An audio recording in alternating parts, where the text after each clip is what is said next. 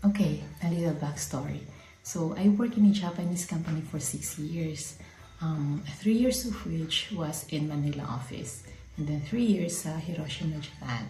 It was a software developing company. So kahit nung nasa Manila office kami, required kaming mag-aral ng Japanese kasi lahat ng trabaho namin naka-Japanese, yung front-end ng ginagawa namin software, yung back-end, yung mga comments, and also yung mga documents. So, hindi lang namin kailangang matutong magsalita, kailangan din natin matutong magbasa at saka sumulat. At least sumulat or mag-type, ganun. And for us, para mapadala kami sa Japan, kailangan naka 1 year kami sa Manila, and dapat na ipasa namin yung JLPT level 4. Nung time kasi na yun, 4 na levels lang yung JLPT. So, level 4, yun yung pinakamababa.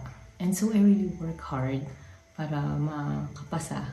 Kasi gusto ko talagang pumunta ng Japan. And with God's help, naipasa ko yung level 4. So, in the following videos, ikukwento ko and ituturo ko yung mga techniques na ginawa ko, paano ko naipasa yung first level na tinake ko ng JLPT. So, ayun na nga, August 2009. Wow, tita. Matagal na. August 2009, yun yung first plane ride ko, and then first ride ko din ng Shinkansen kasi we landed at Fukuoka, and then nag-Shinkansen kami papunta ng Hiroshima. So, that was the first taste of Japanese air. I was very thrilled and super excited ako kasi first time kong maranasan yung speed ng Shinkansen, diba? Tsaka yung scenery and all lahat. So may kasama kami na Japanese. And then tinatawanan niya kami, or ako lang yung tinatawanan niya. So even when we are working in Japan, binigyan nila kami ng formal Japanese lesson. Sa Manila, ganun din. Formal Japanese lesson, may maayos na sensei or Japanese teacher. And free yun.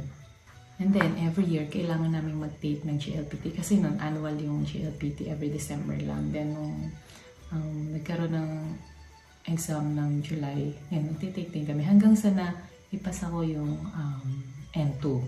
Sobrang laking tulong na nandun ako sa Japan. Kasi, persado talagang matuto ng Japanese.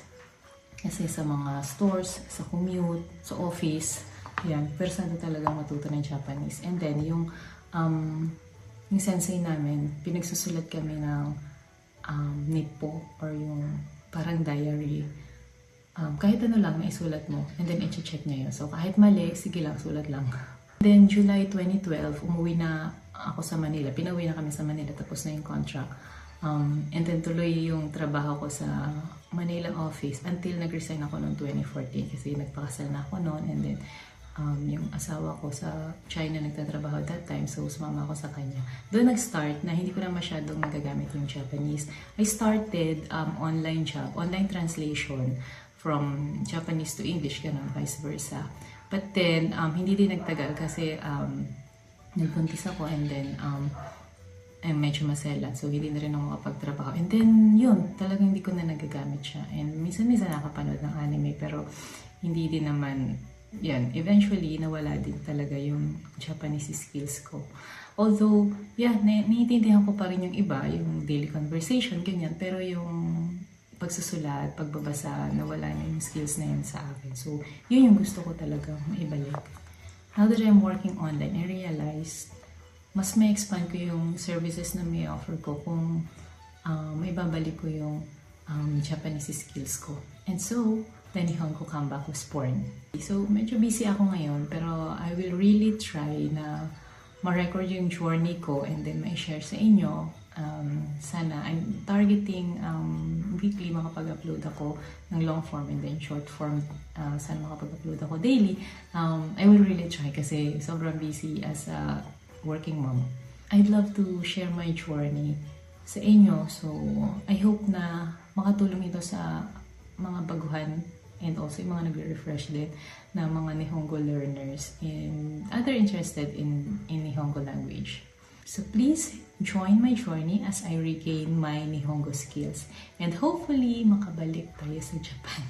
Ayun, yun talaga yung gusto ko kasi I really want to go back to Hiroshima where I started, and then I also want to visit other places that I haven't been to kasi ang dami na ngayong interesting places at ako nakikita online, so I really want to go back.